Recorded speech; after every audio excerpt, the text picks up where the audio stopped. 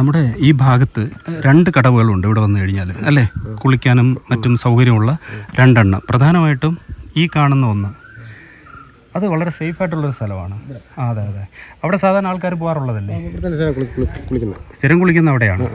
അപ്പോൾ ഈ പെൺകുട്ടിയുടെ ബോഡി കടന്നതും ഇവർ പോയെന്ന് പറയുന്നതുമായിട്ടുള്ള സ്ഥലം അവിടെയാണ്. പോകാൻ ഭയങ്കര പ്രയാസം.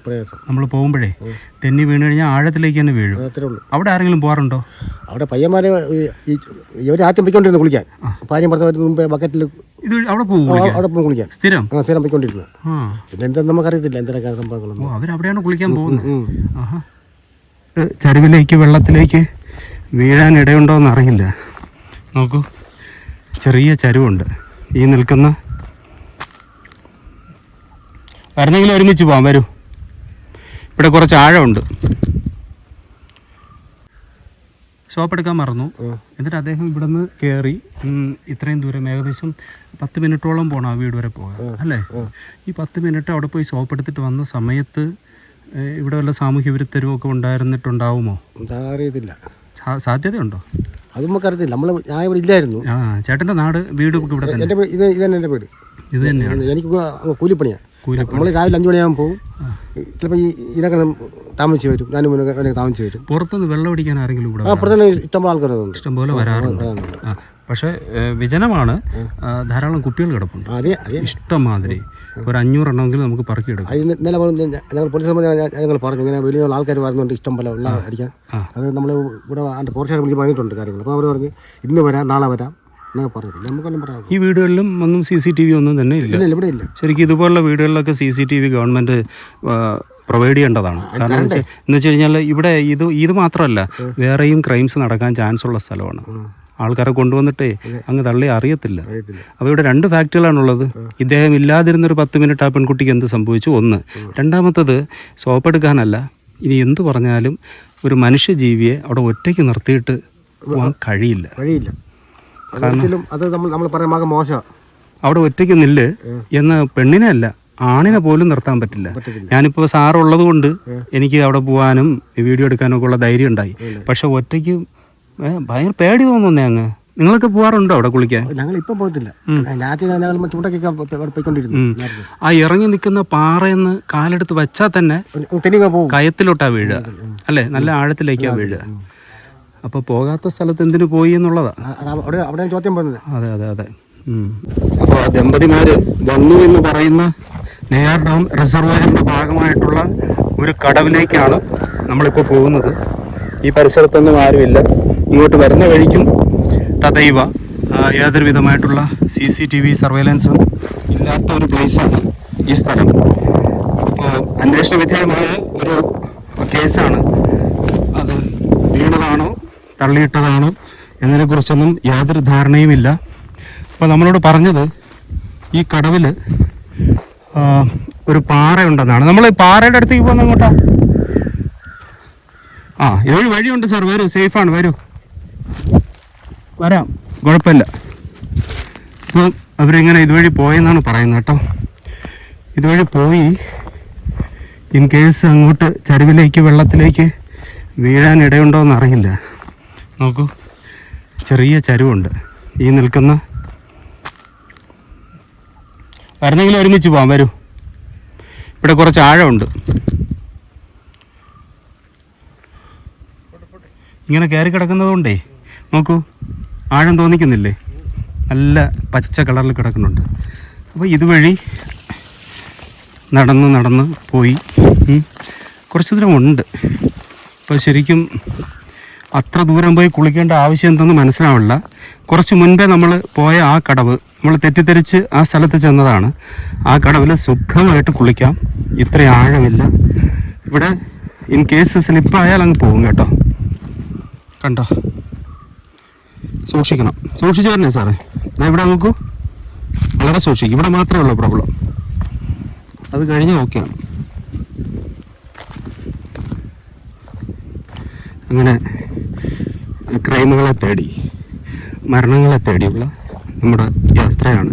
ശരിക്കും പറഞ്ഞു കഴിഞ്ഞാൽ ഇന്ന് എൻ്റെ കൂടെ ഒരു സാറിനെ കൂടെ കിട്ടി. ഞാൻ സാറിനെ കാണിക്കുന്നില്ല, അദ്ദേഹത്തിൻ്റെ ജോലിയുമായിട്ട് ബന്ധപ്പെട്ട സേഫ്റ്റി കാരണം അങ്ങനെ ദൈവമായിട്ട് നമുക്കൊരാളിനെ ഇങ്ങനെ തരികയാണ്. അല്ലെന്നുണ്ടെങ്കിൽ ഈ ഒറ്റപ്പെട്ട സ്ഥലത്ത് ഇത് തികച്ചും അന്യമായ സ്ഥലമാണ് കേട്ടാ. ഇവിടെ ഡേഞ്ചറാണ്. നേരത്തെ പോയ സ്ഥലം പോലെ അല്ല. It is really danger. ഇത്ര ദൂരം വരെ എന്തിനാണാവോ ഭാര്യയായിട്ട് കുളിക്കാൻ വന്നത്? നമുക്ക് ചോദിക്കണം, പുള്ളിയെ കണ്ടു കഴിഞ്ഞാൽ അത് ചോദിക്കണം. ഇവിടെയാണ് അവർ കുളിക്കാൻ വന്നത്. ഇവിടെ കുളിക്കാൻ വന്നിട്ട് ഇവിടെ വീണ ആൾ പോവും, മരിക്കും, ഉറപ്പാണ്. ഇവിടെ കുളിക്കാൻ വന്നിട്ട് ഇത്ര ദൂരം, നമ്മൾ ഏകദേശം ഒരു 5 മിനിറ്റായിട്ട് നടക്കുന്നു. പുള്ളി വീട്ടിൽ നിന്ന് വരികയാണെന്നുണ്ടെങ്കിൽ അതൊരു 10 മിനിറ്റ്. അപ്പോൾ ഇവിടെ വന്ന് ആ പെൺകുട്ടിയെ ഒറ്റയ്ക്ക് നിർത്തിയിട്ട് വിശ്വസിക്കാൻ പറ്റില്ല. Really sorry. കാരണം ഇവിടുത്തെ വന്യത നിങ്ങൾ നോക്കൂ. ഇനി ആ പെൺകുട്ടി എന്നല്ല, കൂടെ വരുന്ന ആരെയും ഇവിടെ ഒറ്റയ്ക്ക് നിർത്തിയിട്ട് പോകാൻ പറ്റില്ല. സാറത് അങ്ങോട്ട് തിരിഞ്ഞു തന്നെ. ഇവിടെ ഞാനും സാറുമാണുള്ളത്.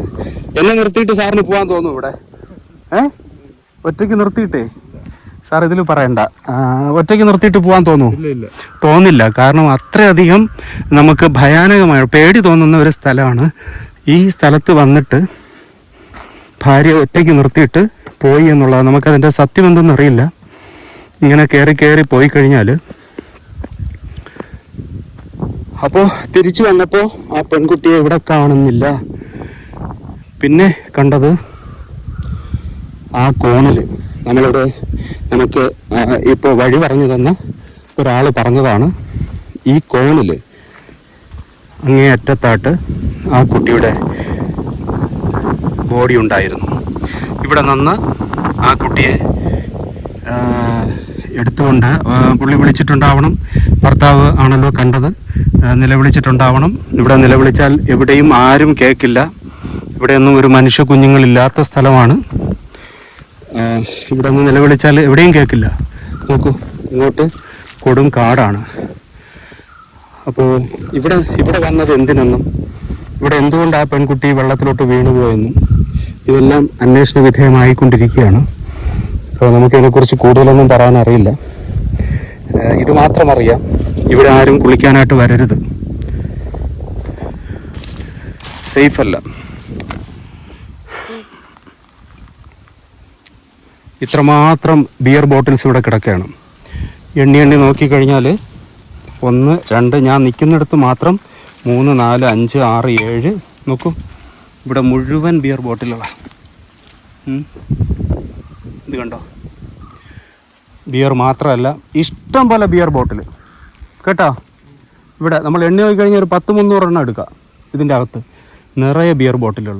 അങ്ങോട്ടെന്ന് പറഞ്ഞു കഴിഞ്ഞാൽ തികച്ചും വന്യമായ ഒരു പ്രകൃതി. ഇതാ ഇത്.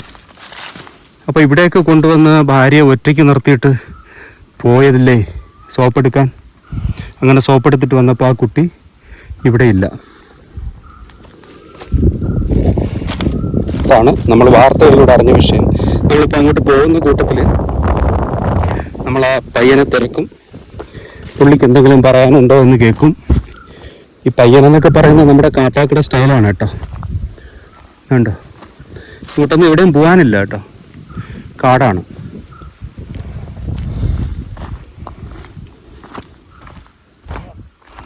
കഴിഞ്ഞു പോവാ. ഇങ്ങനെ ഈ കടവിൽ 2 പേരും കുളിക്കാൻ വന്നതിന് ശേഷം ഇവിടെയൊക്കെ ദ്വീപ് പോലെയൊക്കെ ഉണ്ട് കേട്ടോ. അവിടെ ഒരു ദ്വീപ് പോലെയൊക്കെ ഉണ്ട്. ഇവിടെ ശരിക്കും വെള്ളമുണ്ട്, ആഴമുണ്ട്. വീണ് കഴിഞ്ഞാൽ ഡേഞ്ചർ തന്നെയാണ്. ഈ സ്ഥലത്ത് 2 പേർ കുളിക്കാൻ വന്നിട്ട് ഞാൻ പോയി സോപ്പ് എടുത്തിട്ട് വരട്ടെ എന്ന് പറഞ്ഞ് ഭർത്താവ് ഇവിടെ നിന്ന് വീട്ടിലേക്ക് പോകുന്നു. നടന്നു പോവുകയാണെങ്കിൽ ഇവിടെ നിന്ന് ഏകദേശം ഒരു 10 മിനിറ്റ് നടക്കാനുണ്ടാവും. ആ വീട് നമ്മൾ കണ്ടിങ്ങോട്ട് വരും വഴിക്ക്. അവിടെ നിന്ന് സോപ്പ് എടുത്തിട്ട് മടങ്ങി ഭർത്താവ് ഇവിടെ വന്നപ്പോൾ ഇങ്ങനെ നോക്കുമ്പോൾ ഇവിടെ ആ പെൺകുട്ടിയില്ല. പിന്നെ കണ്ടത് അങ്ങേ കോർണറിൽ പെൺകുട്ടിയുടെ ബോഡി കിടക്കുന്നതാണ്. വെള്ളത്തിൽ മുങ്ങി കരയിലേക്ക് എടുത്തിട്ട പോലെ കിടക്കുന്ന ബോഡി. അതിനിവിടെ നിന്ന് ഈ സ്ഥലത്ത് നിന്ന് ആൾ ഒറ്റയ്ക്ക് എടുത്തുകൊണ്ട് പോയോ അതോ ആൾ ഇവിടെ നിന്ന് നിലവിളിച്ചോ ഭർത്താവേ? അതല്ല, പുള്ളി വീട്ടിൽ ചെന്ന് ആൾക്കാരെയും കൂട്ടി ഇവിടെ വന്നു. അതൊന്നും നമുക്ക് വ്യക്തമല്ല. അങ്ങനെ വന്നിട്ട് ഇവിടെ നിന്ന് നെയ്യാർ മെഡിസിറ്റി ഹോസ്പിറ്റലിലേക്ക് കുട്ടിയെ എത്തിച്ചു. അവിടെ എത്തിയപ്പോൾ ആള് മരിച്ചു എന്നാണ് അറിയുന്നത്. അപ്പം ഇതെന്താണ് ഇതിൻ്റെ സംഭവം എന്ന് നമുക്ക് അല്പവും മനസ്സിലാകുന്നില്ല. ഇതിൻ്റെ ഒരു ക്ലാരിറ്റി വരുത്താനാണ് പോലീസിൻ്റെ ഇപ്പോൾ ശ്രമം നടക്കുന്നത്. ഈ ഭാഗത്ത് വിനോദസഞ്ചാരികളോ അങ്ങനെയുള്ള ആരും വരുന്ന ഒരു ഏരിയ ആണെന്ന് തോന്നുന്നില്ല. കാരണം ആ സ്ഥലം അത്ര സേഫ് അല്ല, അത്ര ഉള്ളിലേക്ക് പോകേണ്ട കാര്യമില്ല.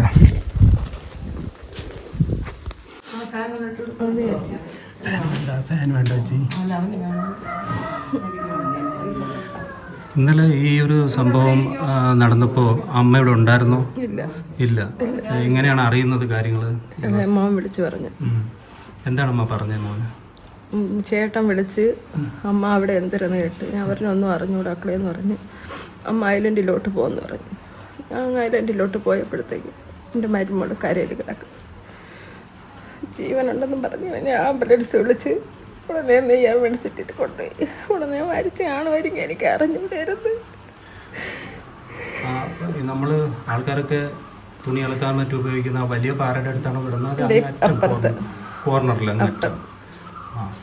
അത് എന്താണ് ഇപ്പോൾ മകൻ പറഞ്ഞത്? അതായത് അവിടെ രണ്ടുപേരും കുളിക്കാനായിട്ട് മുമ്പും പോകാറുണ്ടായിരുന്നു. എന്നിട്ട് ഇന്നലെ ഇപ്പോൾ എന്താ പറ്റിയേ? ഇപ്പൊ എന്നത്തെയും പോലെ ഇന്നലെയും കുളിക്കാൻ പോയി. എന്നിട്ട് തുണി അലക്കി അവൻ വന്ന് കുളിക്കണ സോപ്പ് എടുത്തില്ല. അത് എടുക്കാൻ വന്നപ്പോഴത്തേക്ക് തിരിച്ചു പോയപ്പോഴത്തേക്കാണ് അവളെ കാണാനില്ലായിരുന്നു. വിട്ടീനെ മുട്ടിൽ ഇരുത്തിയിട്ടാണ് വന്നേ. അങ്ങനെ നോക്കിയപ്പോൾ വെള്ളത്തിൽ കിടന്നു. അപ്പോൾ ഞാൻ സത്യത്തിലൂടെ വന്നെന്താണെന്നറിയോ? ഒരു പെൺകുട്ടി ഒരു വീട്ടിലേക്ക് വന്നു കഴിഞ്ഞാൽ അവിടെ എന്തെങ്കിലും സംഭവിച്ചു കഴിഞ്ഞാൽ എല്ലാവരുടെ മുമ്പിലും ആദ്യം കുറച്ച് നാളെങ്കിലും എല്ലാവരും നമ്മളെ കുറ്റം പറയാറുണ്ട് അല്ലേ? അപ്പോൾ ആ ഒരു ഭാഗം ക്ലിയർ ചെയ്യാനാണ് ഞാൻ വന്നത്.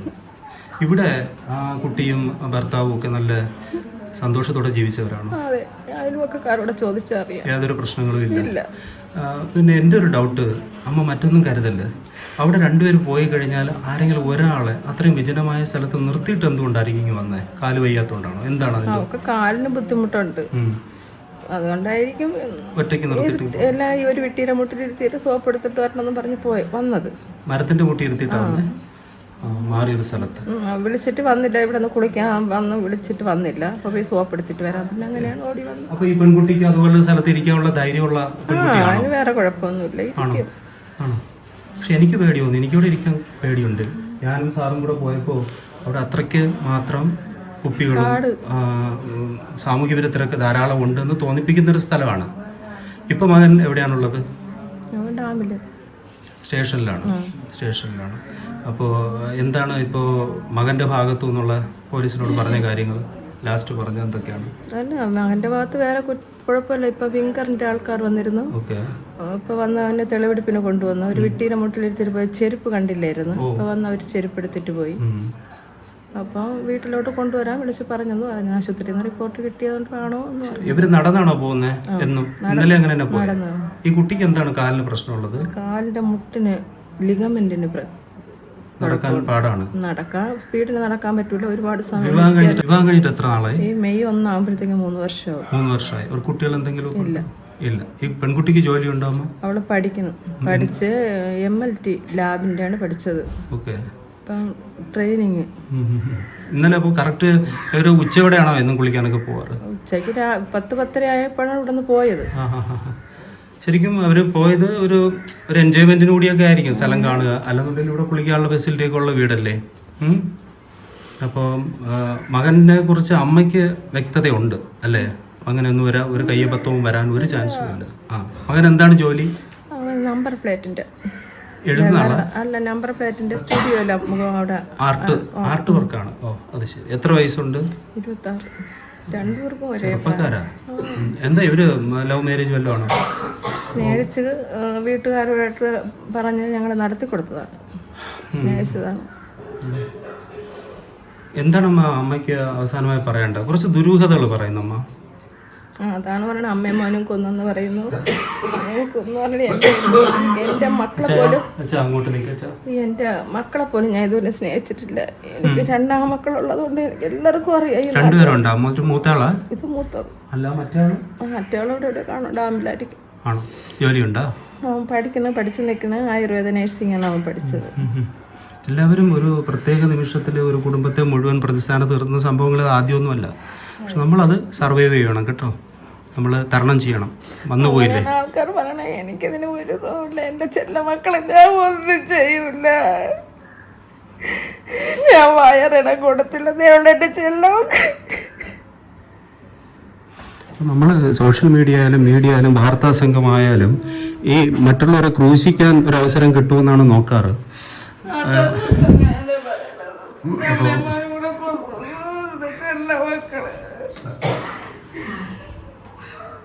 അപ്പോൾ ഇവിടെ നിന്ന് ഒരുമിച്ച് കുളിക്കാൻ പോയാൽ ഒരാൾ തിരിച്ചു വന്നു, അത് മാത്രമേ ഈ അമ്മയ്ക്ക് അറിയാവൂ, മറ്റൊന്നും അറിയില്ല. നമ്മൾ അവരെ കരയിപ്പിക്കുന്നില്ല. ഇപ്പോൾ അന്വേഷണം നടക്കട്ടെ, പക്ഷേ ഇതുപോലെ ആൾക്കാരെ പ്രതിസ്ഥാനത്തേക്ക് മാറ്റുന്ന ഒരു സമ്പ്രദായം കേരളത്തിലുടനീളമുണ്ട്. സത്യം എന്തെന്ന് പുറത്തു വരുന്നതിന് മുന്നേ ഈ വീട്ടിൽ അവർക്ക് ഇതിനെക്കുറിച്ച് യാതൊരുവിധമായിട്ടുള്ള വിവരങ്ങളുമില്ല.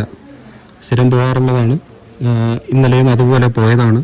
പോയിട്ട് പിന്നെ എന്താണ് പറ്റിയതെന്ന് അറിയില്ല എന്നാണ് അവരൊക്കെയും പറയുന്നത്. ആ സ്ഥലത്ത് വെള്ളത്തിൽ വീണ് മരിച്ചിട്ടുണ്ട് ആണോ? എന്ന് വെച്ചാൽ ഒരാൾ ഒറ്റയ്ക്ക് പോയി. ഓ, പുരുഷൻ അടിച്ചിട്ടായിരിക്കും. നിങ്ങളുടെ ഈ പരിസരവാസിയോ? ഇവിടെ പുറത്തുനിന്ന് വന്ന വലിയ മഴ വരുന്നുണ്ട്. നോക്കൂ, മഴ വരുന്നത്, മഴ പെയ്യും. കോട്ടെ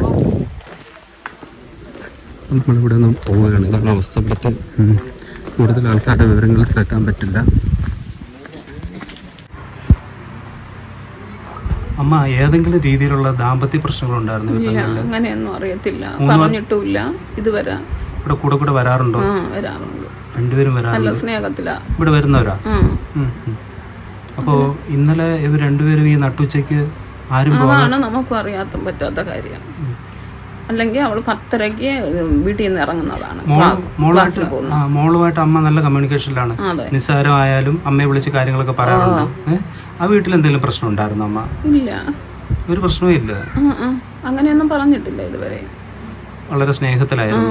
അന്ന് പ്രേമിച്ചതുപോലെ തന്നെ ഇപ്പോഴും ആണോ? എന്താ കുഞ്ഞുങ്ങളൊന്നും ഇവർക്ക് ഇപ്പൊ വേണ്ട?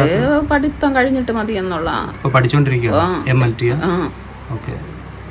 അമ്മയ്ക്കും ഒരു സംശയം ഉണ്ടല്ലേ, ദുരൂഹമാണ് ഇതിലെന്തോ സംഭവിച്ചെന്ന് അറിയണം. അതിലെ സമയവും നമുക്ക് വ്യത്യാസമുണ്ട്. എന്താ അതിന്റെ തലേ ദിവസം മിനിഞ്ഞാന്ന് ഇവിടെ നിന്നാ പോയെ. 10:30 അവള് വണ്ടി കയറി ഇവിടുന്ന്. ഈ 12 മണിക്ക് അവിടെ ഹോസ്പിറ്റലിൽ കയറണം. അപ്പോഴ് 10:30, 10:45 വീട്ടിൽ നിന്ന് ഇറങ്ങിയാലേ ഹോസ്പിറ്റലിൽ എത്തുള്ളൂ. ഈ സമയത്തിൽ നമുക്ക് ദുരൂഹതയുണ്ട്. സമയം ഇവർ പറയുന്നത് 11 കാലം എന്നാണ് പറയുന്നത്. രാവിലെ ആവാനാണ് ചാൻസ്. അതെല്ലാം ക്ലാസ് ഉള്ള സമയം ഇവള് ആറ്റിൽ പോകൂല. ക്ലാസ്സിന് പോകുന്ന ദിവസം. ഇന്നലെ എന്ത് പറ്റിയെന്ന് അറിയില്ല. അങ്ങനെ എനിക്ക് ചോദിച്ചാൽ അറിയത്തില്ല. ഇതിൽ നിന്ന് നമുക്കിപ്പോൾ മനസ്സിലാക്കാൻ പറ്റുന്ന വസ്തുത എന്താണ്? അല്ല, പോസ്റ്റ്മോർട്ടം റിപ്പോർട്ട് വരട്ടെ. എന്തായിരുന്നാലും പോസ്റ്റ്മോർട്ടം റിപ്പോർട്ട് വരുമ്പോൾ നമുക്ക് എന്ത് കാര്യമൊന്നും ഡീറ്റെയിൽ ആയിട്ട് അറിയാൻ പറ്റും. അതിന് മുന്നേ ഒരു സംശയത്തിന്റെ രീതിയിലൊന്നും പറയാനുള്ള സാഹചര്യമില്ല. ആ സ്ഥലത്തിൻ്റെ കാണുമ്പോൾ സ്ഥലം ഒറ്റപ്പെട്ട ഒരു സ്ഥലമാണ്. അപ്പോൾ എന്തെങ്കിലും ബുദ്ധിമുട്ടുണ്ടെങ്കിൽ അതിലറിയാൻ പറ്റും. നോർമലി ഭാര്യയൊക്കെ കൊണ്ട് പോകാൻ പറ്റുന്ന ആർക്കും തോന്നുന്നൊരു സ്ഥലമല്ല പോയിരിക്കുന്നത്. ഒന്ന്. രണ്ടാമത്തത് അവിടെ നിർത്തിയിട്ട് സോപ്പ് ഇല്ലേലും അന്ന് കുളിക്കാം അല്ലേ? അന്നൊരു ദിവസം അപ്പോൾ ഇവിടെ നിൽക്ക്, ഞാൻ പോയിട്ട് വരാമെന്ന് പറഞ്ഞു. ഏതോ ഒരു മരത്തിൻ്റെ, എൻ്റെ പേരെന്തോ ഒരു മരത്തിൻ്റെ പേര് പറഞ്ഞു അവിടെ ഇരുത്തിയിട്ട് പോയെന്നാണ് പറയുന്നത്. അപ്പോൾ ഇതിൽ ഒരു ദുരൂഹത ഉണ്ടെന്നാണ് ഈ കുടുംബം പറയുന്നത്. ഇതിൽ സാറിന് മനസ്സിലാക്കാൻ പറ്റുന്ന സംഗതി എന്താണ്? നമ്മളെ മാതാപിതാക്കളെ സംബന്ധിച്ച് വളരെ വിഷമമുള്ളൊരു കാര്യമാണ്. അപ്പോൾ ഇതിൻ്റെ സത്യാവസ്ഥ യഥാർത്ഥമായിട്ട് നമുക്ക് അറിയാൻ പറ്റുള്ളൂ. പോസ്റ്റ്മോർട്ടം റിപ്പോർട്ട് വന്നാലേ നമുക്ക് പറയാൻ പറ്റുള്ളൂ. പോസ്റ്റ്മോർട്ടത്തിൽ എന്തുമാത്രം കാര്യങ്ങൾക്ക് അറിയാൻ സാധ്യതയുണ്ട്? ഇപ്പോൾ ഉദാഹരണത്തിന് നമുക്ക് പുറത്തോട്ട് പോകാം.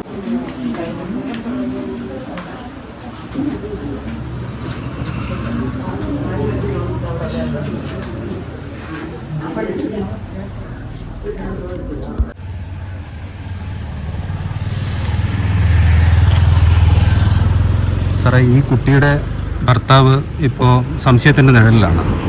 പോലീസ് ചോദ്യം ചെയ്ത് വരികയാണ് അദ്ദേഹത്തെ. മാത്രമല്ല ഇന്ന് ഒരു 3 മണിയോടെ തെളിവെടുപ്പിന് ഈ സംഭവ സ്ഥലത്ത് കൊണ്ടുവരികയും ചെയ്തു. അപ്പോൾ അവിടെ ഇന്നലെ ആ കുട്ടിയുടെ ചെരുപ്പ് കണ്ടെത്താൻ കഴിഞ്ഞില്ല. പക്ഷെ ഇന്ന് കുറച്ച് മാറി ആ വന്യമായ ഒരു വനത്തിൻ്റെ ഒരു ദ്വീപിൻ്റെ അടുത്ത് ആണ് അത് കിട്ടിയത്. അത് പോലീസ് ഇപ്പോൾ എടുത്തിട്ടുണ്ട്. നമുക്കറിയില്ല സത്യം എന്താണെന്ന്. പക്ഷെ സാറിന് എന്താ മനസ്സിലാക്കാൻ പറ്റുക? ഇത് ഒരു കുടുംബത്തെ സംബന്ധിച്ചിടത്തോളം വളരെ വിഷമമുള്ളൊരു സംഭവമാണ് നടന്നിരിക്കുന്നത്. അപ്പോൾ അത് എന്താണ് ഇതിൻ്റെ സത്യാവസ്ഥ എന്നുള്ളത് നമുക്ക് പറയാൻ പറ്റത്തില്ല. കാരണം അത് ഭർത്താവിനെ നമുക്ക് സംശയിക്കാൻ പറ്റില്ല. നമുക്ക് ഭാര്യയാണ് സ്വയം ആത്മഹത്യ ചെയ്തതാണോ എന്ന് സംശയിക്കാൻ പറ്റില്ല. എന്തായാലും ഒരു പോസ്റ്റ്മോർട്ടം റിപ്പോർട്ടിനനുസരിച്ച് ഇതിന് തീരുമാനങ്ങൾ വരും എന്നുള്ളതാണ് നമ്മളെ പ്രതീക്ഷ. എന്നാലും അതുവരെയും നമുക്ക് വീട്ടുകാരോ പ്രത്യേകിച്ച് വീട്ടുകാരെ സംബന്ധിച്ചിടത്തോളം രണ്ടുപേരും ആകുലരാണ്. വീട്ടുകാരുടെ രണ്ടുപേരും ദുരൂഹത പറയുന്നുണ്ട്. രണ്ട് വീട്ടുകാർക്കും ദുരൂഹത തോന്നിയ സ്ഥിതിക്ക് ഒരു അന്വേഷണത്തിലൂടെ മാത്രമേ ഇത് കണ്ടെത്താനായിട്ട് പറ്റുള്ളൂ. അപ്പോൾ ആ രീതിയിൽ മുന്നോട്ട് പോകേണ്ട ഒരു കണ്ടീഷനിലാണ്. എന്തായാലും സത്യം തെളിയണമെന്ന് തന്നെയാണ് നമുക്കും ആഗ്രഹം. അത് ഒരു നോർമൽ കേസ് അല്ല. അതെ, അതുകൊണ്ട് തന്നെയാണ് സത്യം തെളിയണം, ആർക്കായാലും നീതി ലഭിക്കണം. വാർത്തയ്ക്കുള്ളിലെ മറ്റൊരു കാര്യത്തെക്കുറിച്ചാണ് ഞാൻ ഇപ്പോൾ പറയുന്നത്. ഇവിടെ ഈ സ്ഥലം തേടി വന്നപ്പോൾ ആ ദമ്പതി ഭാര്യയും ഭർത്താവും കുളിക്കാനായിട്ട് വന്ന കടവേത് ആ കുട്ടി ഒറ്റയ്ക്കിരുന്നെന്നും പിന്നീട് ഭർത്താവ് തിരികെ വന്ന് നോക്കുമ്പോൾ കാണാതായതും ആയ സംഭവത്തിൻ്റെ ആ ഒരു ക്രൈം സ്പോട്ട് ഏത് എന്ന് ചോദിച്ചപ്പോൾ എന്നെ കൊണ്ടുവന്ന് കാണിച്ച സ്ഥലം ഇതാണ് ആദ്യമായിട്ട്. അപ്പോൾ ഞാനിവിടെ നോക്കുമ്പോൾ ആ പാറ തുരുത്ത് ഒന്നും കാണുന്നില്ല. വളരെ ആഴം കുറഞ്ഞ ഒരു ഭാഗമാണ് ജലാശയത്തിലെ.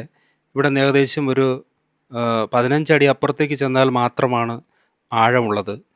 അപ്പോൾ കരയോട് ചേർന്ന ഭാഗത്ത് നിന്നാലോ അല്ലെങ്കിൽ കുറച്ച് മുട്ടോളം വെള്ളത്തിൽ ഇറങ്ങിയാലോ സ്റ്റീപ്പായിട്ട് അങ്ങ് പോകാനുള്ള സാധ്യതയില്ല. ഞാൻ അവിടെ നിന്ന് ചിന്തിച്ചു, അങ്ങനെയാണെങ്കിൽ എവിടെയായിരിക്കും വീണത്, എവിടെയായിരിക്കും കിടന്നത്? മാത്രമല്ല ഇതിൻ്റെ പരിസരത്ത് 1-2 വീടുണ്ട്. വളരെ വിജനമായ ഒരു സ്ഥലമല്ല. ആ ഒരു ഡൗട്ട് കൊണ്ടാണ് ഞാൻ അവിടെ കുറച്ച് നേരം നിന്നിട്ട് ആ വീട്ടിലെ ദൂരെ കാണുന്ന വീട്ടിലെ അവരോട് സംസാരിക്കാനായി ഞാൻ അങ്ങോട്ട് പോയത്. അതിനു മുമ്പ് എന്നോടൊപ്പം വന്ന ആളിന്, അദ്ദേഹം മുമ്പ് ഇവിടെ വന്നിട്ടുള്ള ആളല്ല, പക്ഷേ പറഞ്ഞു കേട്ടപ്പോൾ റിസർവോയറിൻ്റെ ഈ ഭാഗമാണെന്ന് അദ്ദേഹവും കരുതി.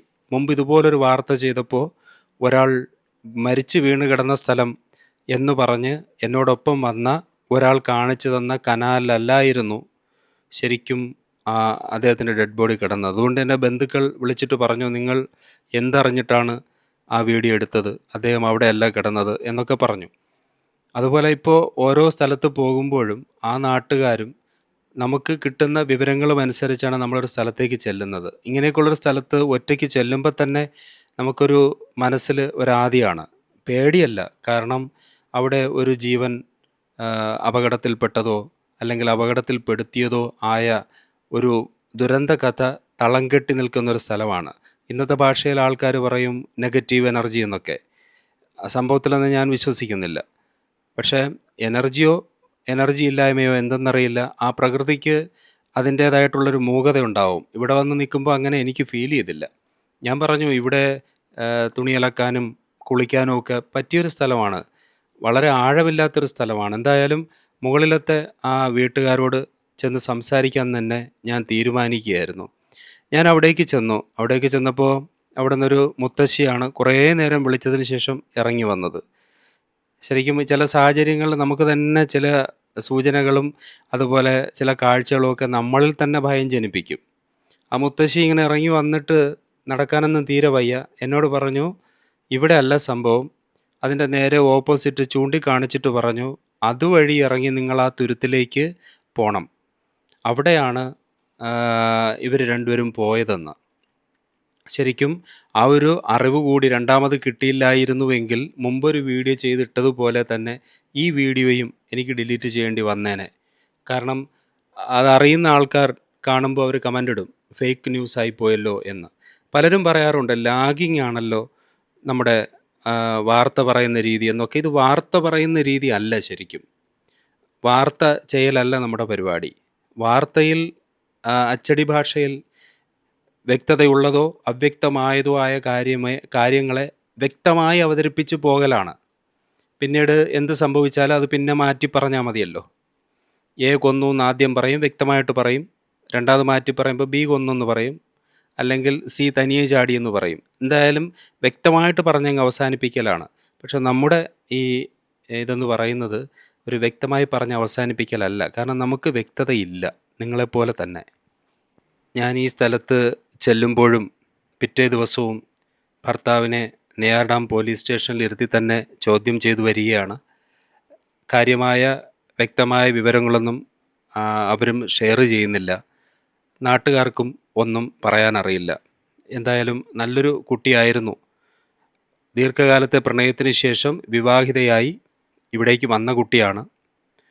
3 വർഷം ആയി ഇവിടെ വന്നിട്ട്. എന്തായാലും സത്യം തെളിയട്ടെ, ഒരു പാവം കുട്ടി.